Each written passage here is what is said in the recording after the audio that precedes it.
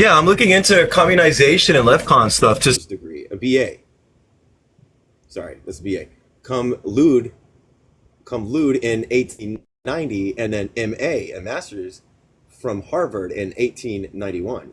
He pursued doctoral studies in Germany from 1892 to 1894, but did not receive a doctoral degree because he lacked 1 year of residence. Du Bois received the doctoral degree from Harvard in 1895. From 1897 and 1910, he served at Atlanta University. He left Atlanta University in 1910 and worked for the National Association of the Advancement of People of Color. They switched it. The NAACP, where he served on the board of directors and edited the Crisis magazine. He resigned from the NAACP in 1934 and returned to Atlanta University as head of the sociology department. Du Bois was retired involuntarily by Atlanta University in 1944 and returned to the NAACP. In 1948, Du Bois was again dismissed from the NAACP. After 1948, Du Bois continued to work with a variety of organizations, opposed the war and Western imperialism. Du Bois moved to Ghana, West Africa in 1961 and an encyclopedia of Africa. Ideological assumptions and principles of Black Studies movement. How's it feeling? How's it feeling? How's it feeling? All right, no questions, I guess. Black Studies of African American Studies. Yeah, how's it feel so far? How's it feeling? Yeah, yeah. How's the reading feeling?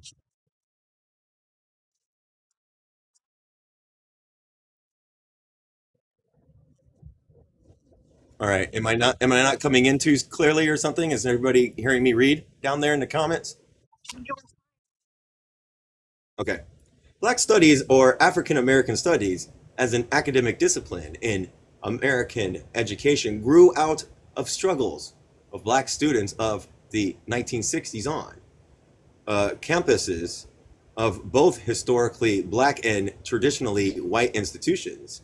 During the 1960s, students argued that mainstream or white scholarship was irrelevant for those interested in understanding transforming the position of black people in America, in American life, because it grew out of the experiences of white or Euro Americans and was grounded in the ideology of white supremacy.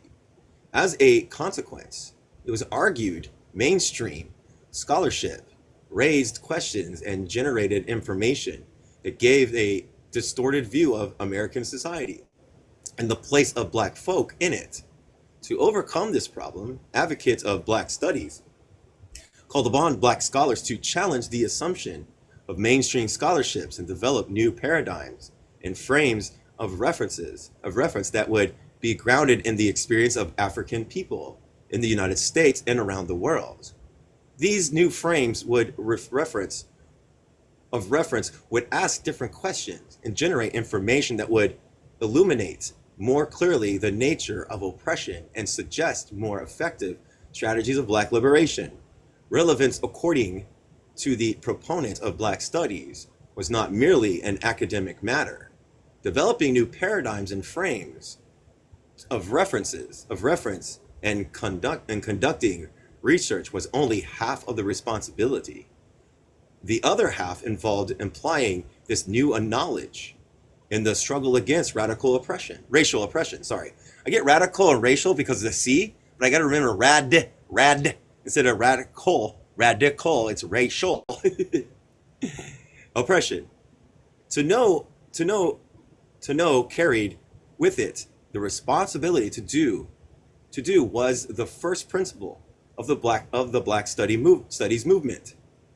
Thus, to satisfy the call for relevance, black scholars had to be activists as well. There could be no separation between town and gown, between campus and community.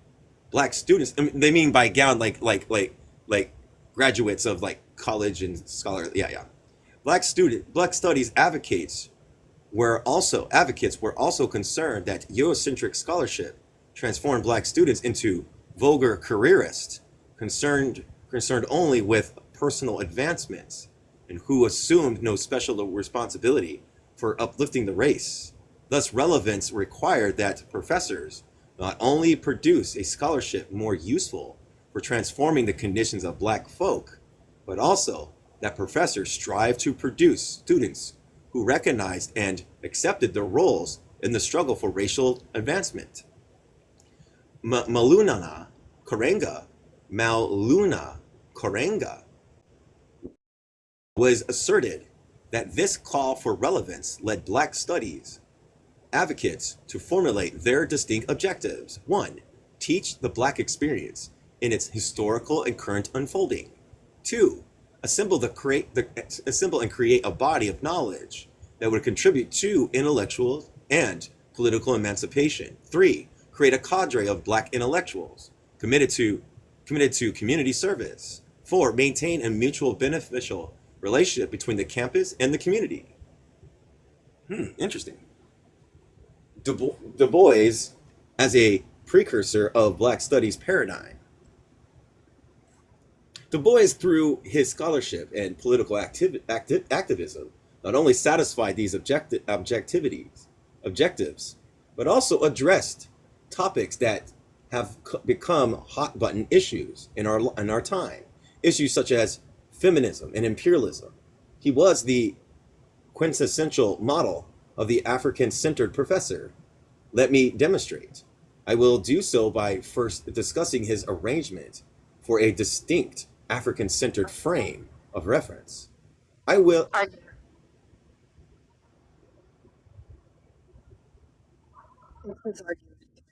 Thank you. I will. I will then discuss his application of the frame of reference in his works on Africa and his classic Black Reconstruction in America. I will also highlight the link between his scholarship and his activism by examining his conflict with Booker T. Washington. According to proponents of Black studies, all efforts to know and explain the world, to explain social reality, began necessarily with a set of prior assumptions about the nature of that reality. The assumption that people include scholars have about their social reality are derived from their societal worldview, immersed in the compelling assumption of the dominant worldview. The argument continues. Academians, academ, academ, acad,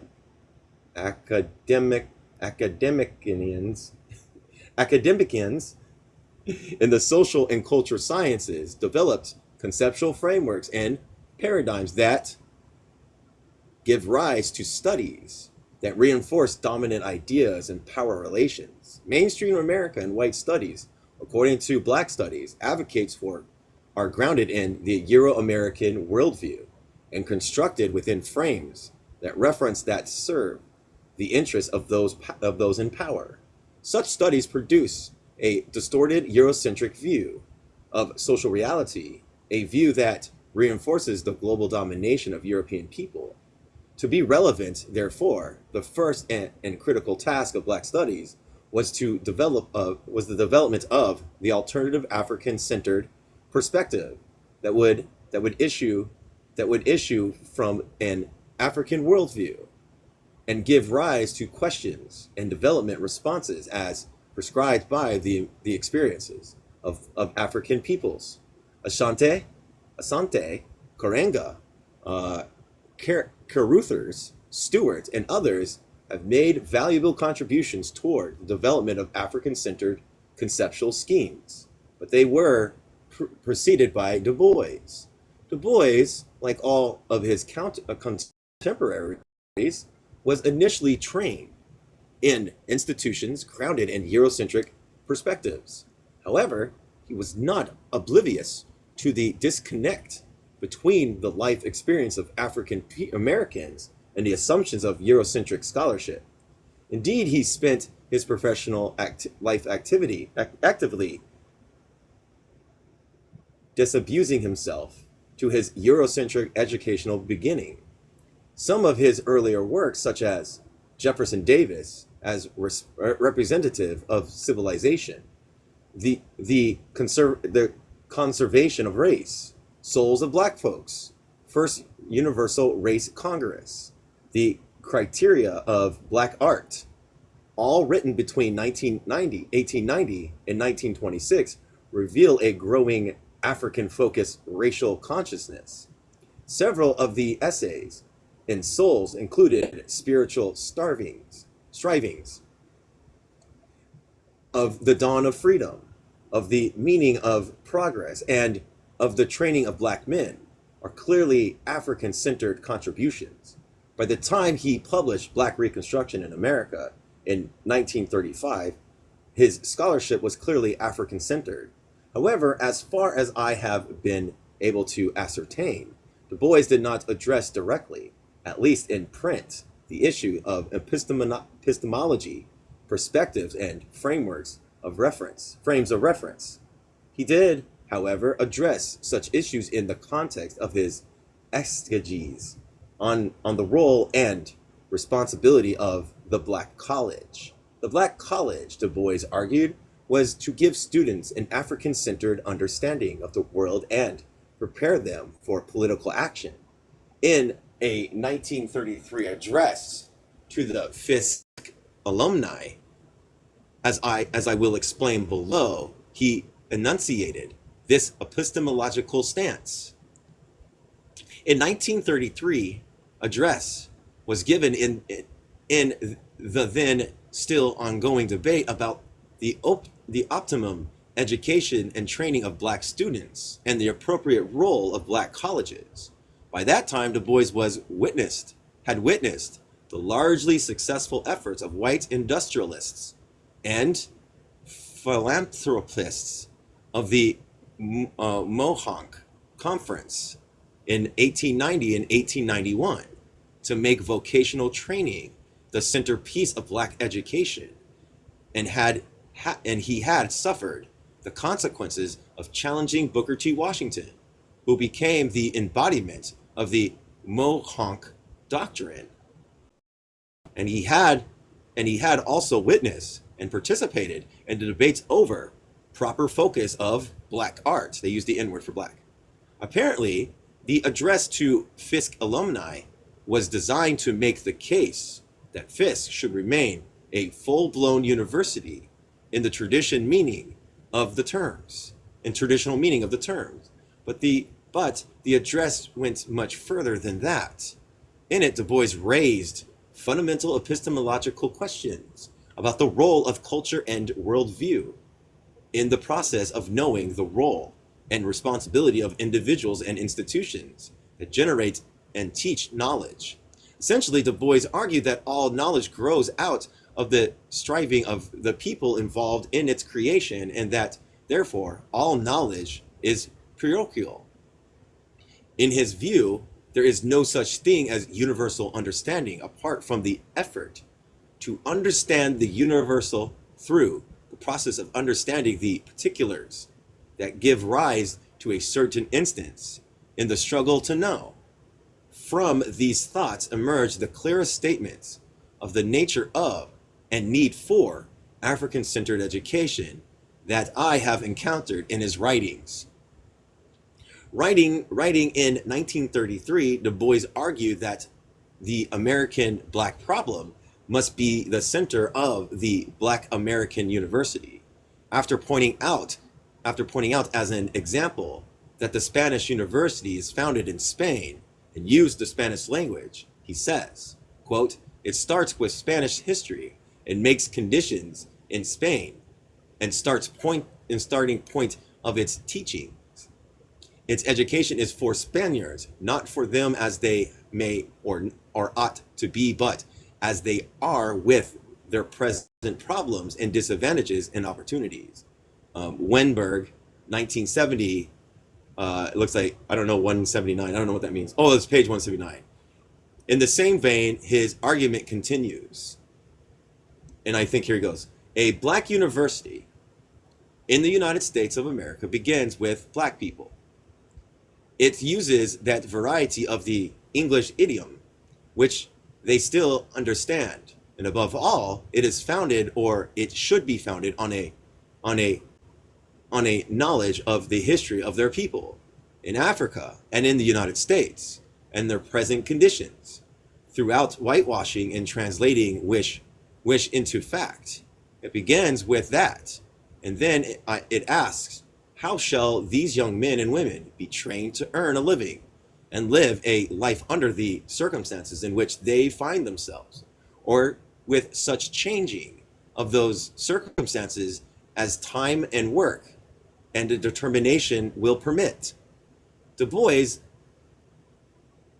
admonition on that black universities should be founded on a knowledge of the history of Africa and black people in America made him one of the first Afrocentric scholars. If we accept that Afrocentric means essentially viewing social and human reality from the African perspective or standpoint, one could argue, of course, that one could begin with Africa, but that the beginning could still flow from Eurocentric assumptions. But Du Bois made it clear that he was arguing for an African-centered approach. He continues, starting with the present conditions, using the facts of the knowledge of the present situation of American black people and black universities, expands towards the possession of the conquest of all knowledge. It seeks from the beginning of history of the black people in America and in Africa too, interpret all history from a beginning of social development among black slaves and freemen in America, the black tribes and kingdoms in Africa, to interpret and understand the social development of all humankind in all ages. It seeks to teach modern science of matter of life and life from the surroundings, inhabitants, and aptitudes of American black people, and thus lead up to understanding life and matter in the universe. It is a matter of beings, an integration of one group, which sweeps instinctive knowledge and inheritance and current reaction into a universal world of science, sociology, and art. In no other way can the American Black College function. It cannot begin with history and lead to black history. It cannot start with sociology and lead to black sociology. The foregoing excerpt is a clear and cognate statement of the nature of the need for the defense of Afrocentric approach to knowing. Hold on a second. Du Bois said, quote, it asks that teachers teach. What?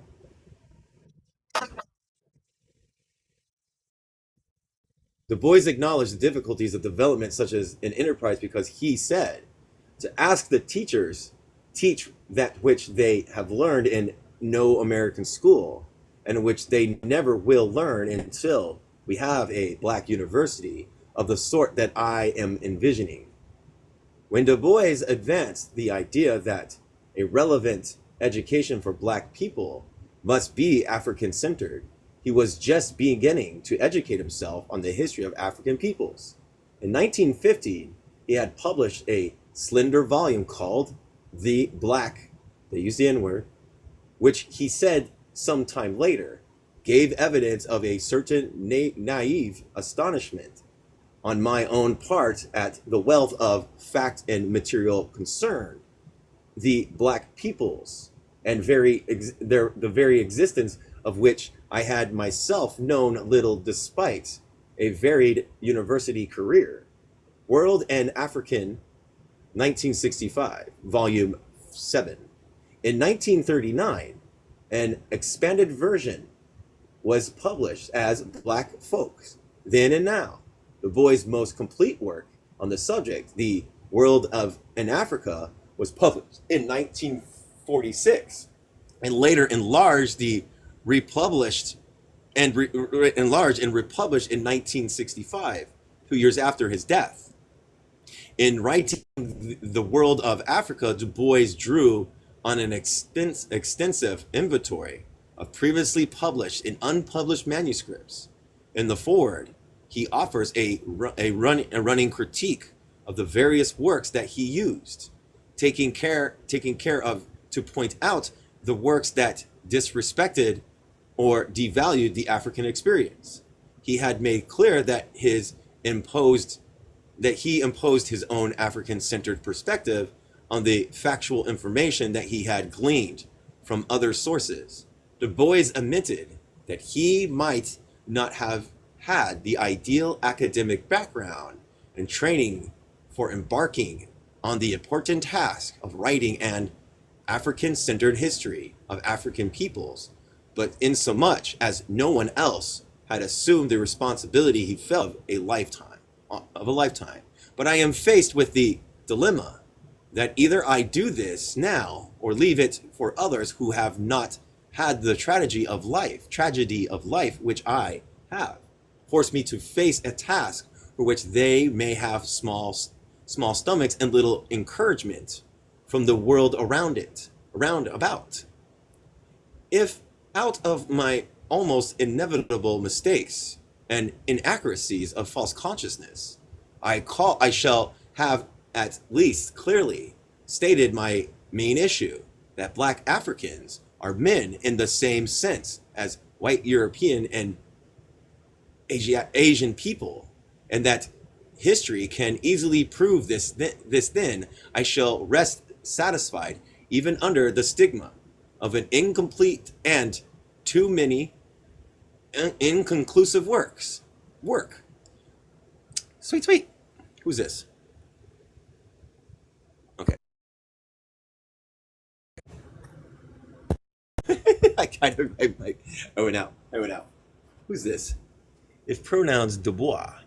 Pronounced Dubois. Okay, fine. Thank you. Dubois. All right.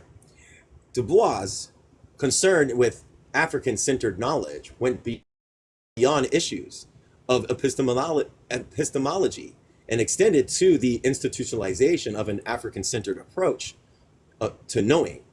For him, the Black College was the appropriate agency for generating and teaching an African-centered understanding of social reality, and for using that knowledge to transform the life conditions of African people. After short stints at Wilberforce and the University of Pennsylvania in 1897, he joined the faculty of Atlanta University, a private Black university, and remained there until 1910. He served a second tenure at Atlanta University from 1934 to 1944. Before Dubois came to Atlanta University, two other Black colleges, Tuskegee and Hampton, had become the designated institution for studying and devising uplift programs for the rural Black population. Dubois was brought to Atlanta University to start a similar program focused on urban Black people.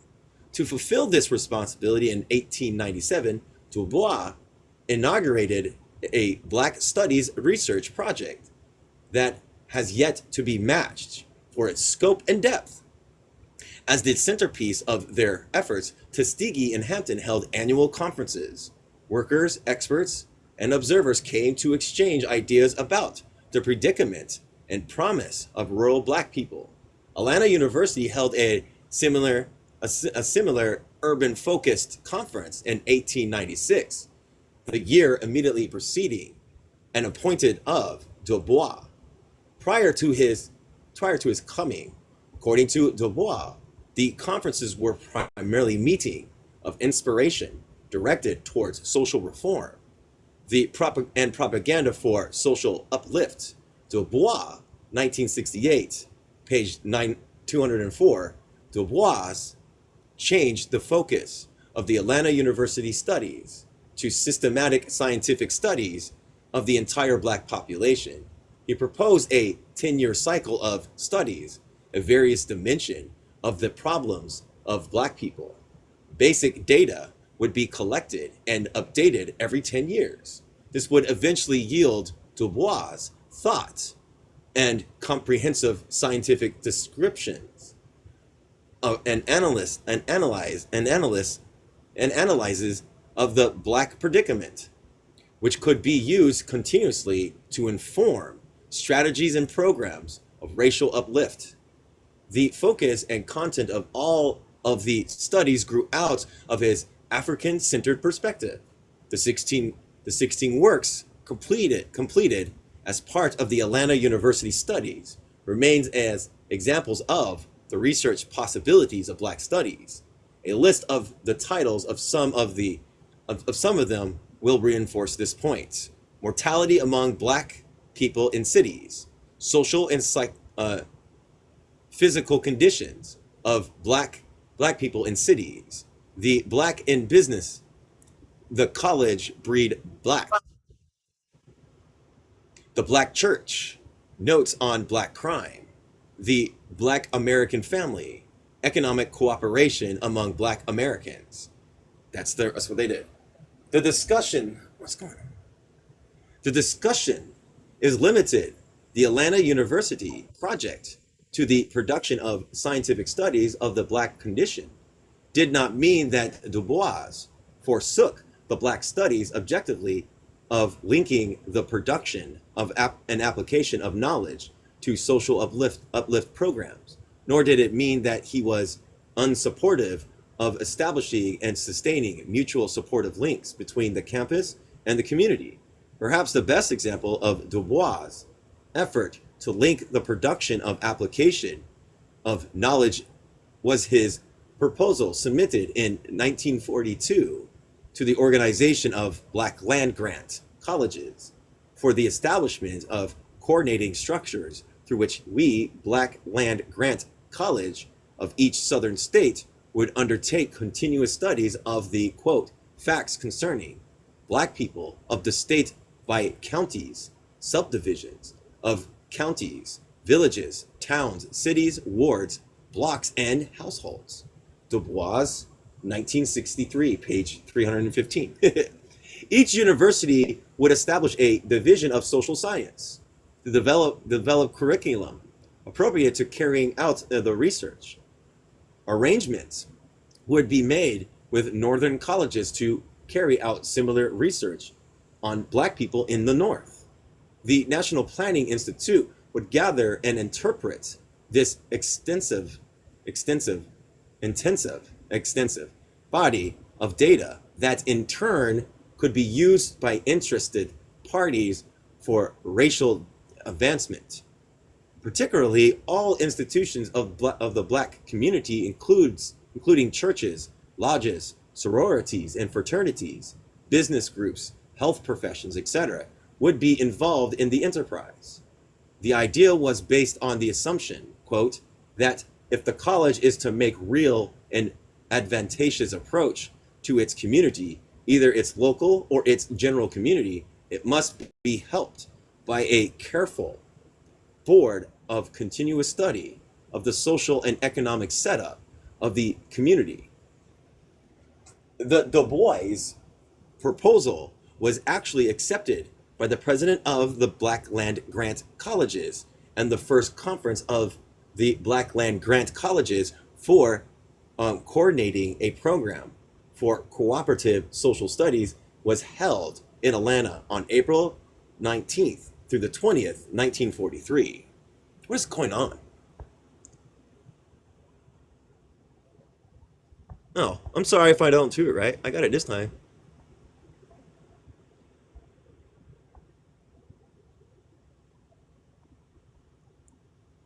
Okay. Unfortunately, for the reasons not yet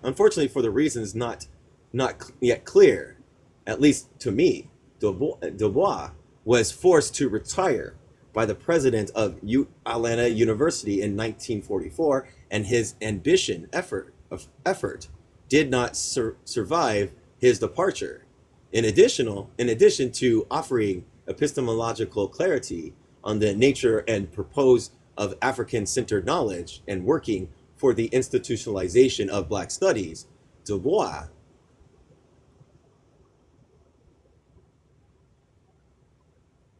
wait, what?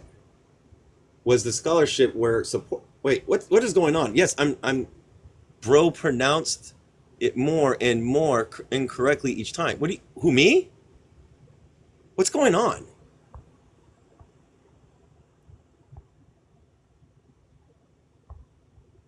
I don't understand. Yes?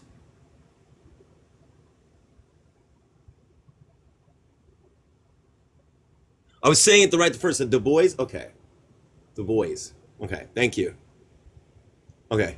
And his scholarship were supportive of the other objectives specified by advocates of Black studies. His research always portrayed the Black experience in its historical and current unfolding, and his scholarship was always driven by his desire to contribute to the intellectual and political emancipation of Black people. His disposition towards that end was best summed up in his statement regarding Black people. Art. He avowed, quote, I stand in utter shamelessness and say that whatever art I have for writing has been used always for propaganda, for gaining the right of Black folk to love and enjoy. I do not care a damn for any art that is not used for propaganda. But I do care when propaganda is confined to one side while the other is stripped in silence. His seminal work, Black Reconstruction, is a prime example of his efforts to place the Black experience in its historical context and contemporary unfolding, while at the same time contributing to the intellectual and political emancipation of the race. Black Reconstruction was an analysis of a reconstruction from the African-centered or Black perspective, and it was written to refute mainstream white supremacist interpretations and to celebrate the contribution of African Americans in that turbulent period. Prior to writing Black Reconstruction, Du Bois and other Black scholars had challenged the racist interpretations of white historians of the era, but their challenge had received only marginal attention. In 1929, the editor of Encyclopedia Britannica had refused to publish Du Bois' article on Reconstruction because Du Bois insisted on including two sentences that informed readers that white historians have ascribed the fault and failures of reconstructions to Black arrogance, ignorance, and corruption.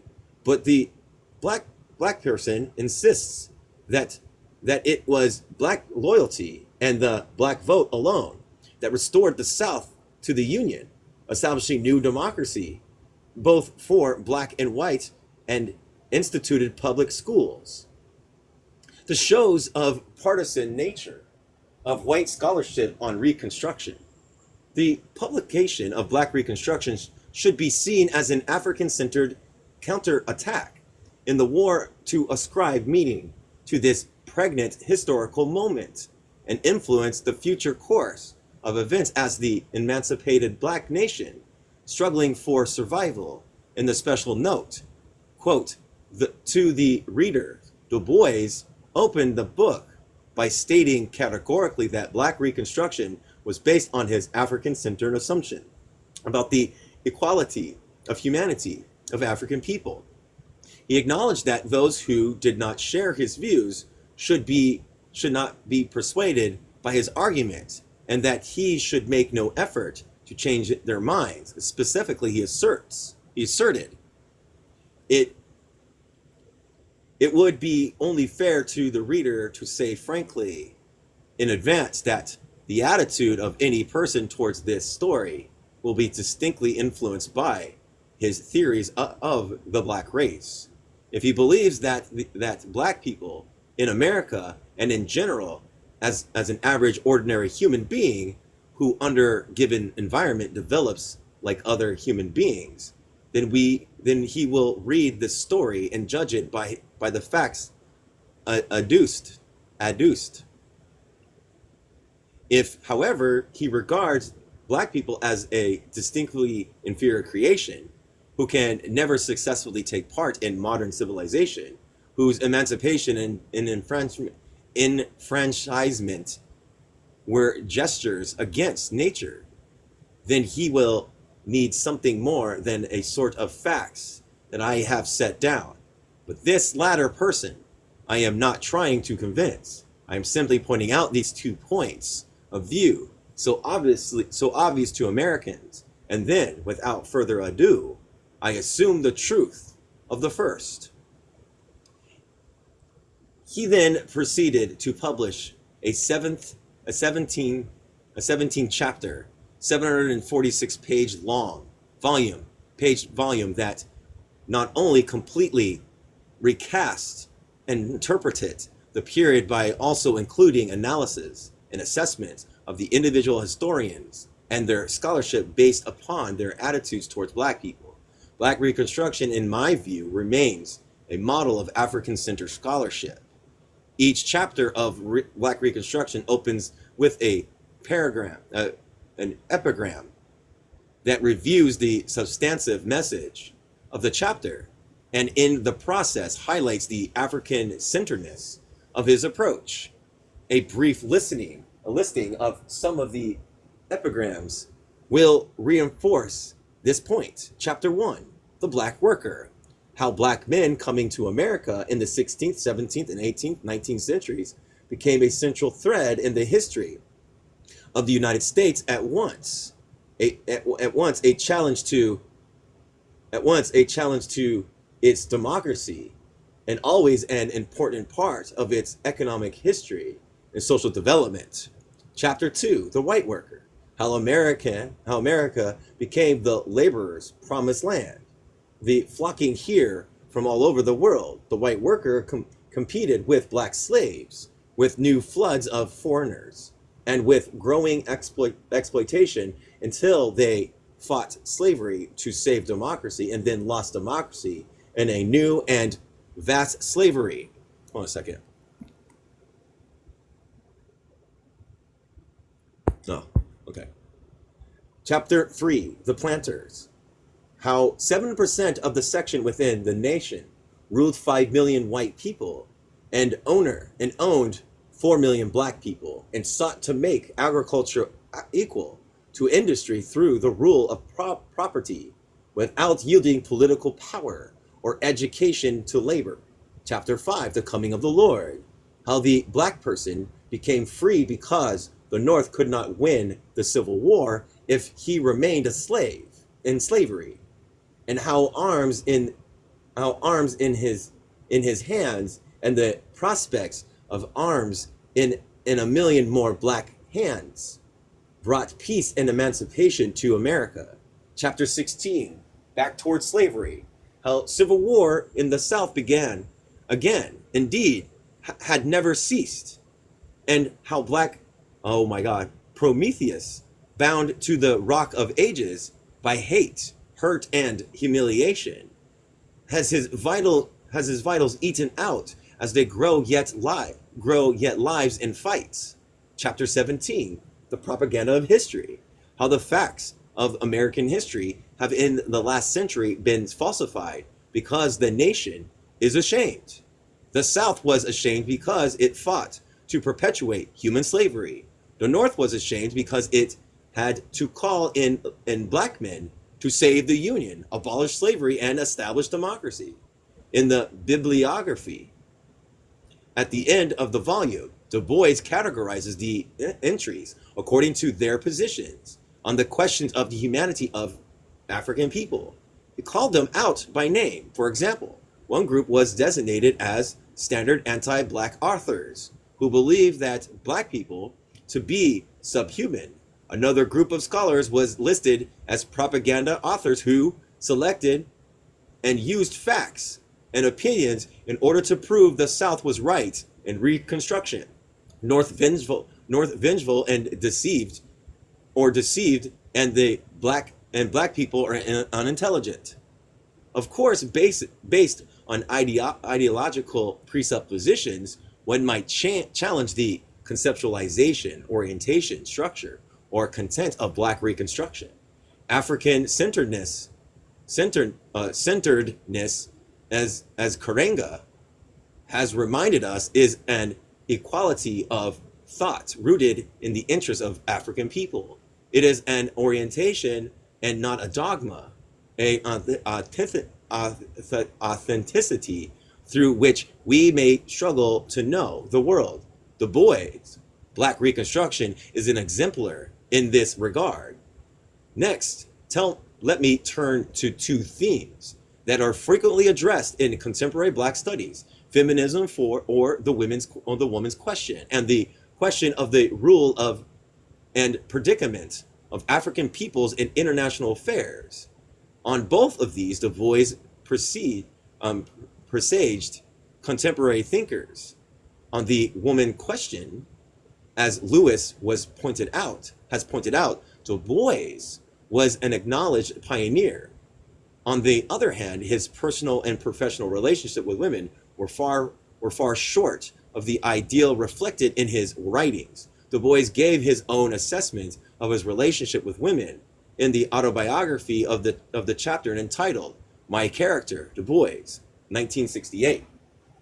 In his writing, Du Bois discussed and praised the contributions of women to human growth and development, argued against extent negative stereotypes, and supported women's rights, especially the right to vote. He was especially effusive in his defense of and praise for Black women. His essay, quote, The Damnation of Women, published in 1920, was perhaps his most elegant statement on the issue. Lamenting the general problems of women, he offered a poignant statement that placed the woman question in the universal context. All womanhood is hampered today because the world on which it is emerging is a world that tries to worship both virgins and mothers, and in the end despises motherhood and despoils virgins, end quote. He goes on to show that sexism and the derivative stereotype deny women opportunities for their full development, and how, in turn, the subordination of women slows down overall human growth and development. He argues that the future woman must have a life work and economic dependency. In praise of Black mothers, Du Bois notes that Africa gave the world what he called the mother idea.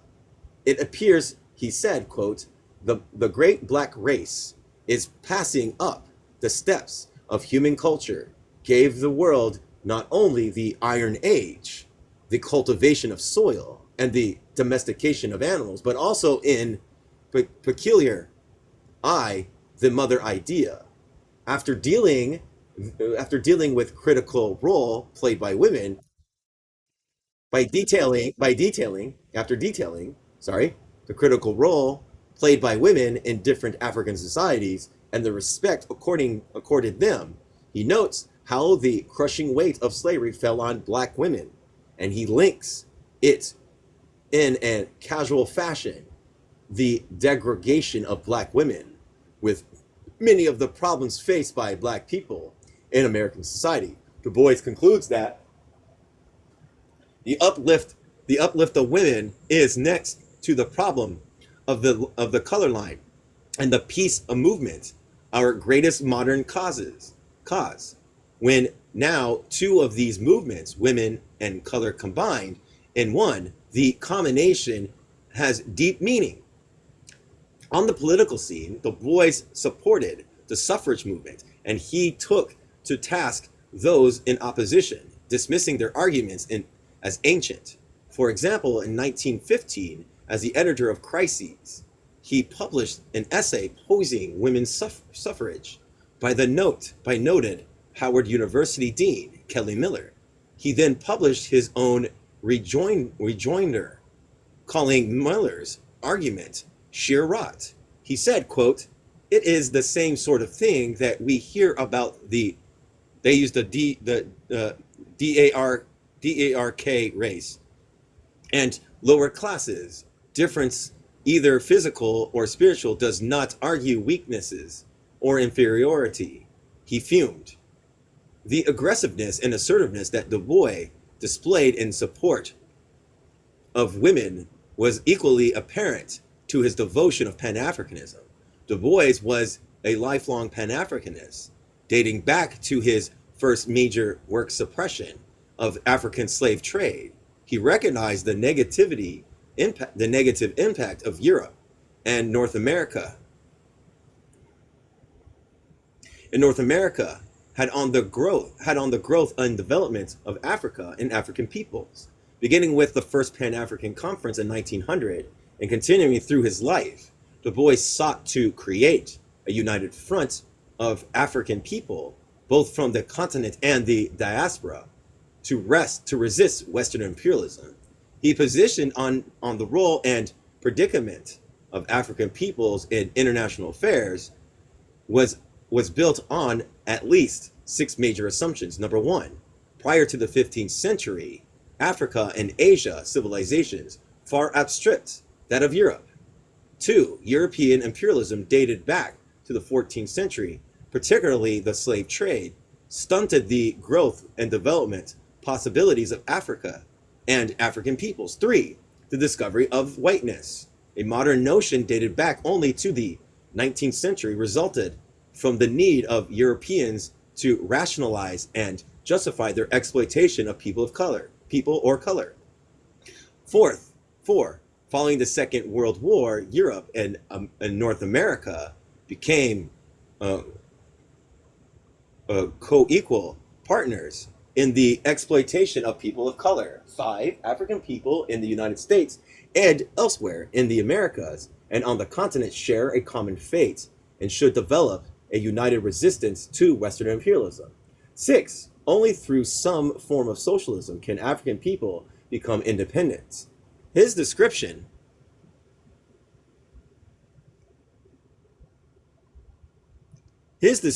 of the international predicament of African people changed his understanding of imperialism evolved, drawing on his letter to Nkrumah to mark Ghana's independence and 2 speeches he prepared during the last decade of his life. We can begin to reconstruct his final position on the question. One speech was prepared to be delivered at the 1957 Guyana independence, Guyana independence celebration. It's Guyana. The others were delivered in China in 1958, where he celebrated his 91st birthday. Parenthetically, it should be noted that Du Bois recognized that his earlier Pan-African work had been patriotistic. He confessed apologetically in his address from China that, quote, "Once I thought of you Africans as children, whom we educated Afro-Americans would lead to liberty. I was wrong. We could not even lead ourselves, much less you." In the letter to Kwame Nkrumah, the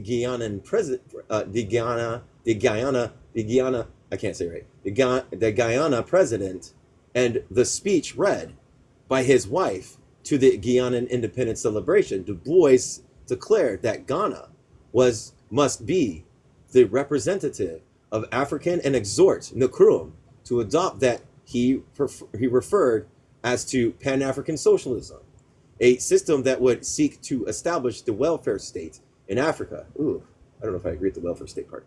Anyways, but I'm not a Pan-Africanist. I would seek to develop a new African economy and culture centered standing between Europe and Asia, taking from each that which could be helpful. It would avoid subjection to the ownership of foreign capitalists who seek to get rich from African labor and raw materials. Quote, it should try to build a socialism founded on old African communal life, rejecting private initiatives of the West, Nkrumah was urged to pursue a Pan-Africanism that would seek to preserve its own past history, and writing a present account, erasing the literature of the lies and distortions of Black folks, which have disgraced the last centuries of Europeans and American literature.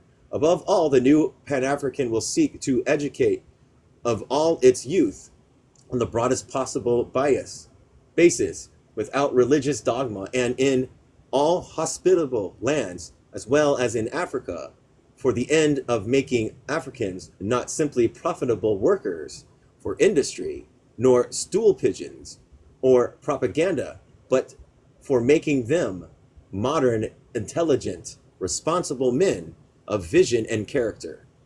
Du Bois was especially concerned with the new independent Africans would not opt for temporary advantage, automobiles, refrigerators, and Paris gowns, sending income in paying on borrowed money instead of sacrificing present comfort for economic dependency.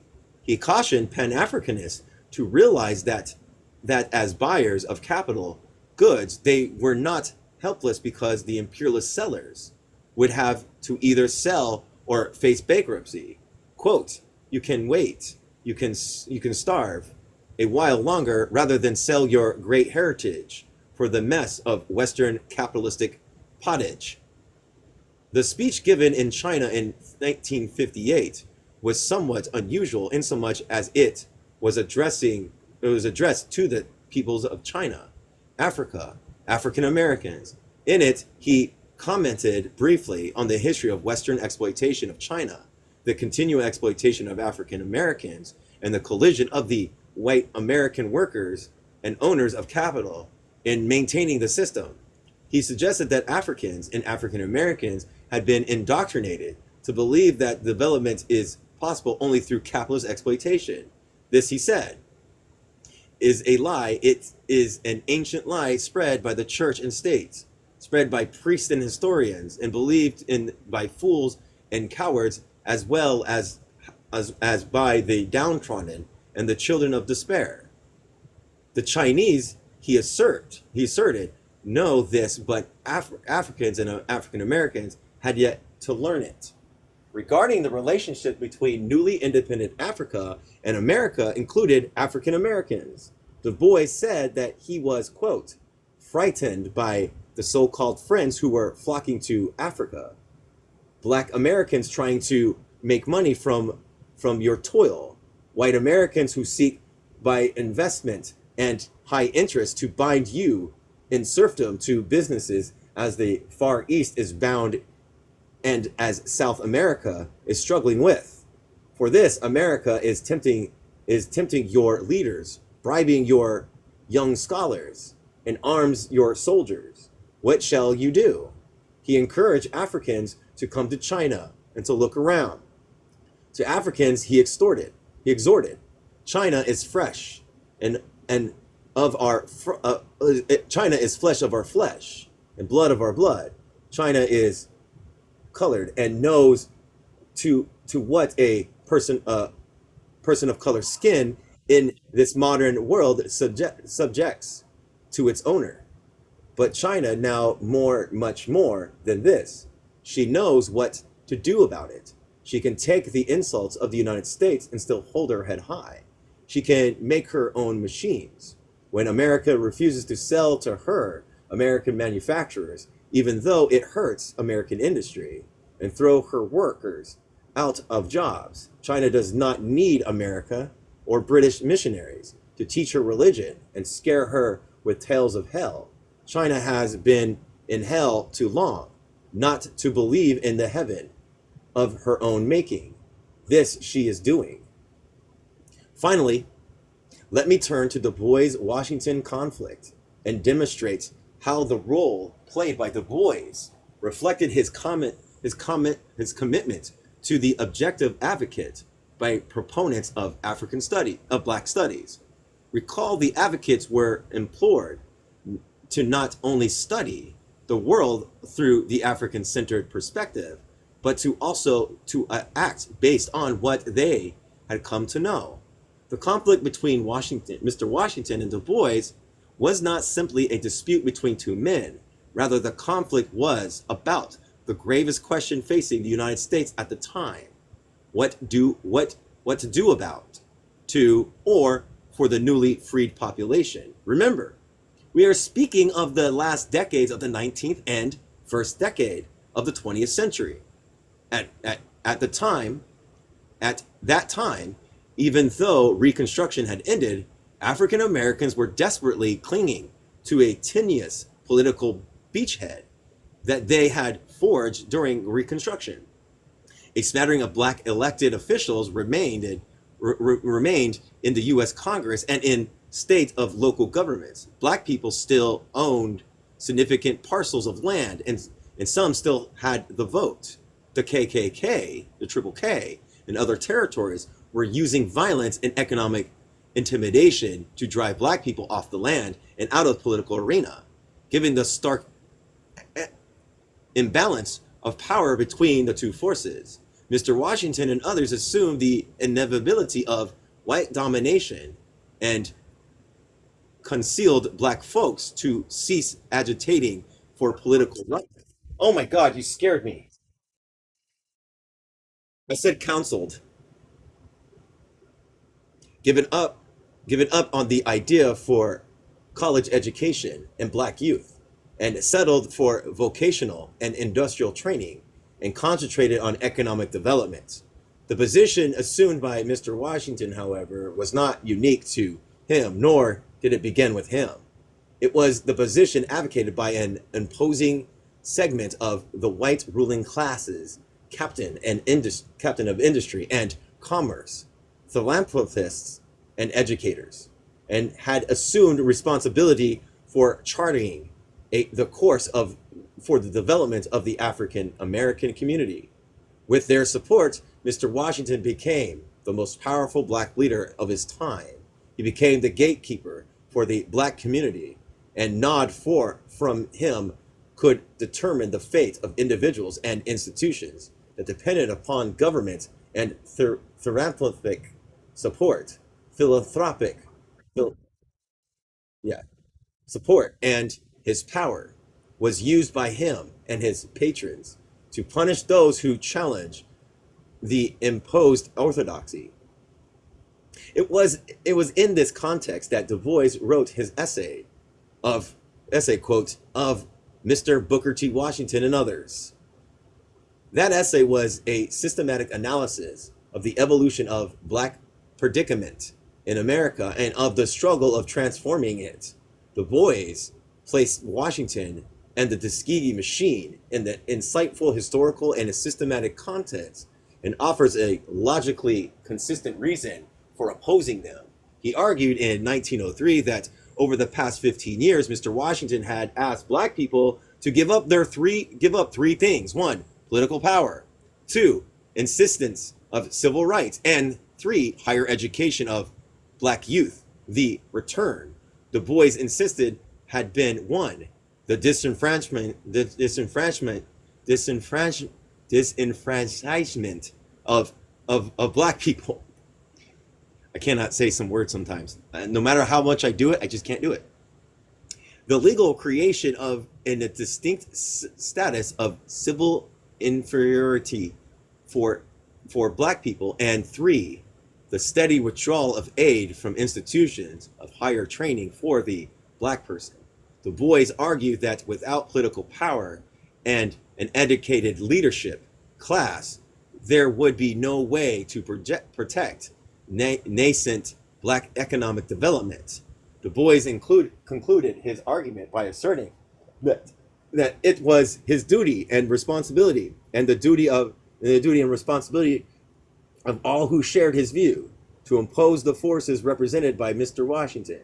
If they did not do so, he averred, the thinking classes of American black peoples should shrink a heavy responsibility, a responsibility to themselves, a responsibility to the struggling masses, a responsibility to the black race of men whose future depends so largely on this American experiment. It is wrong to encourage a man or a people to evil doing. It is wrong to aid the abet of national crime simply because it is unpopular not to do so. We have no right to sit silently by while the inevitable seeds are sown for the harvest of a disaster of our children, black and white.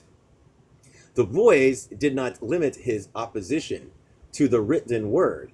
In 1905, he started the Niagara movement to oppose firmly present methods of strangling honest criticisms, to organize intelligent, honest black people, and to support organs of new and public opinions. The Niagara movement eventually gave way to the National Association of the Advancements of People of Color, reversed that though, and a new chapter in the struggle for racial equality.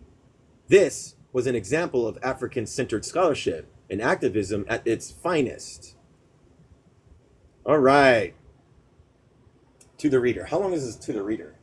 Not too long. Let's do this. To the reader. What do you want to say? Then do it.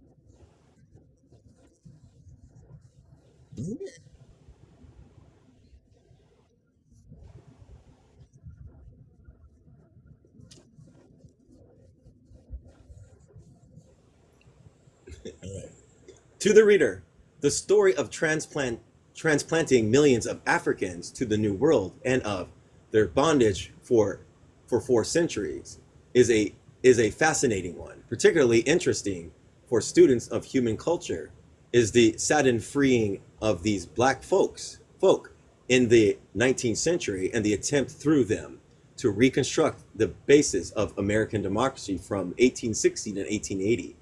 This book seeks to tell and interpret these 20 years of fateful history, which with a special reference to the efforts they split it apart, my bad, and the experience of black peoples themselves.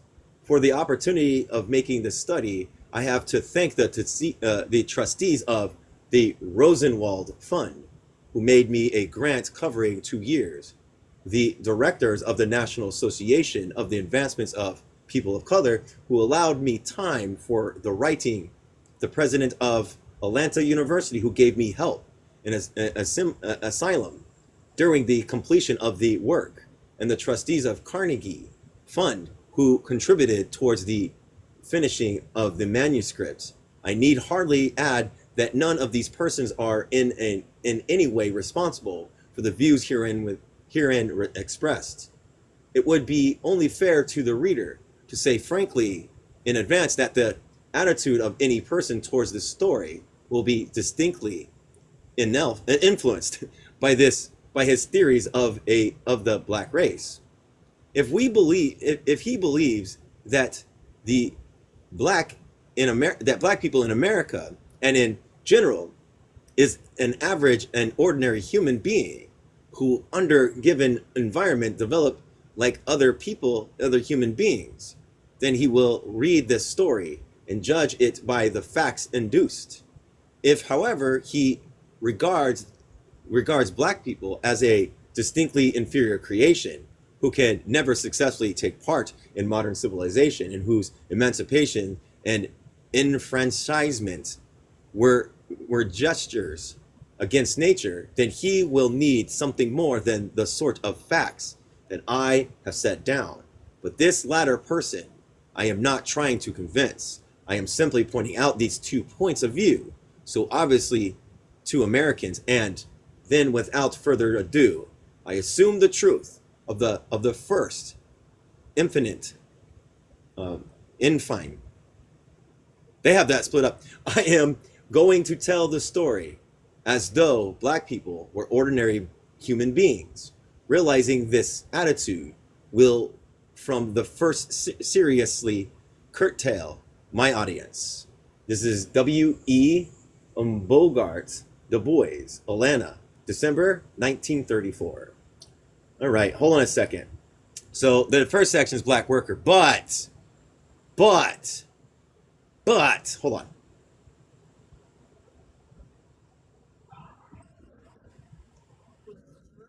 Hold on. Let me see something.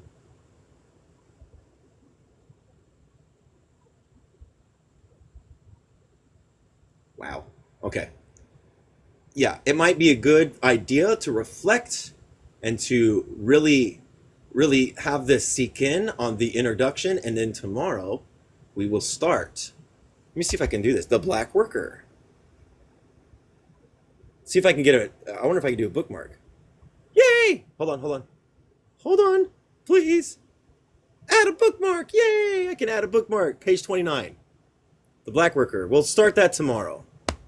Anybody want to come up and talk about it? Wants to ask questions? You're welcome to.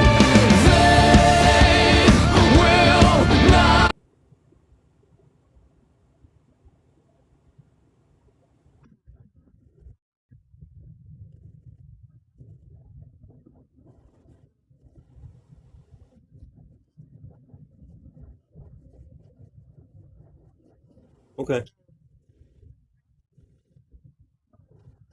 Yeah. Yeah. Yeah. No worries. All right. Do you have anything you would like to say before we close out pretty early today? But it's worth it because I don't want to move on to the meats and potatoes if we only have 20 minutes to read some of the meats and potatoes. I'm sorry, that's kind of weird.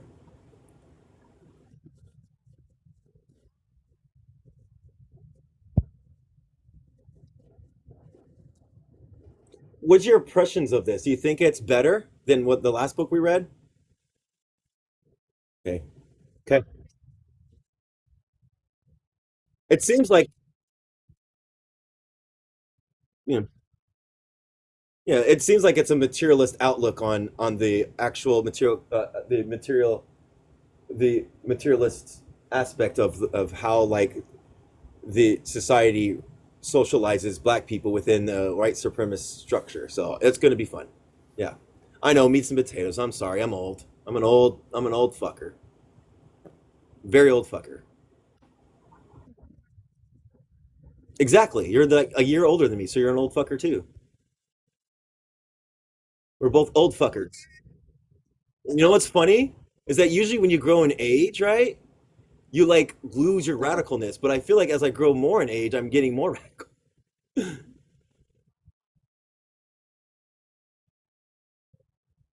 Yeah. Yeah. All right, everybody. Since no one's going to come up and talk, we'll go ahead and start chapter one tomorrow. I must be prehistoric then. No, you're around our age. You're just an old fucker. That's all. You're in your fifth. You're in your age. You're just an old fucker. That's it. We're all old fuckers. You're not ancient. You're just old fuckers. Yeah. This book is very interesting. It's worth reading, even if you have some disagreements. It's still worth reading to get a perspective for sure. Because we're going to read it materialistly, right? We're going to use our Marxist analysis, hopefully, to engage with this. Because the boys was a Marxist. It was.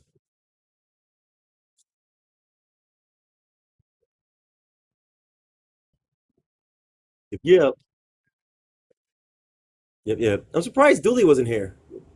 I think Dooley would have given us some good things. But anyways, all right.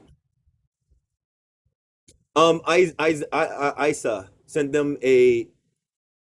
Are you friends with them? Hold on, Isa. What? Shit. Send them the link. Send them the link. Okay.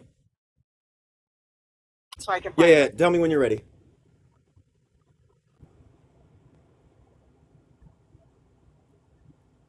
All it is a library, sir, to learn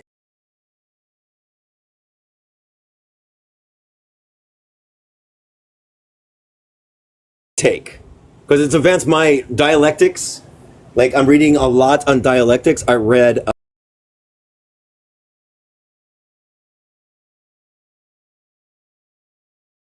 a notebook on his dialectics. Then I'm reading Cognition by someone else, which is another dialectics. And I'm going to read Marx's economic manuscript. I can't remember what it is, by his first engagement with the political economy. And then I'm going to read more dialectics. I think dialectics is important to engage with.